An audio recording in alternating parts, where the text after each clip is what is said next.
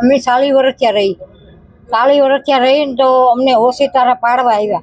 તો હું આડી ઊભી ગઈ. જેસીબી વાળાને કે એક છોકરું ના મારજે, તું જબરજસ્તી મારી ના. તો હું ઈંટનો કટકો લીધો, મેં આખું ખોટું નહીં બોલાય. તો એ હેઠો ઉતરી ગયો. તો એની મહિલા પોલીસ ખાતું બોલાવ્યું. તો ટીંગા ટોરી કરીને આદમીને કેમ બાઈને હાથ અડાડે જણું થઈ. તો ટીંગા ટોરી 4 જણાએ મને ધક્કો મારી જીપમાં નાખી. એ મારી વિનંતી. આજે અમે જામનગરના તમામ બહેનો, બધા સંગઠનો સાથે આવી કલેક્ટરને આવેદનપત્ર આપવા આવ્યા છે. અને આ બહુ સેન્સિટિવ એક નારી શક્તિનું અપમાન છે અને એને કોઈ દિવસ આપણે માફ ના કરી શકીએ. બીજું, એક બિલ્ડરના કહેવાથી જ, માત્ર એક બિલ્ડરના કહેવાથી એના સ્વાર્થ માટે થઈ અને આ પરિવારના જે ઘર વિહોણા કર્યા છે એ પણ એ ખરેખર બહુ નિંદનીય છે.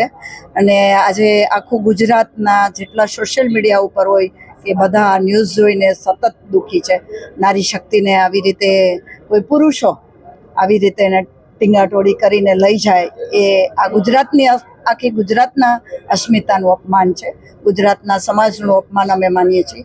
એટલે ખાસ અમે આ બાબતની અંદર યોગ્ય કાર્યવાહી થવી જોઈએ અને જે પીડિત પરિવાર છે એની ઈચ્છાઓ છે એ પણ એનું પણ સરકારશ્રીએ કે જે તે કલેક્ટરશ્રીએ ધ્યાન દેવું જોઈએ એવી અમારી દિલથી એક ઈચ્છાઓ છે.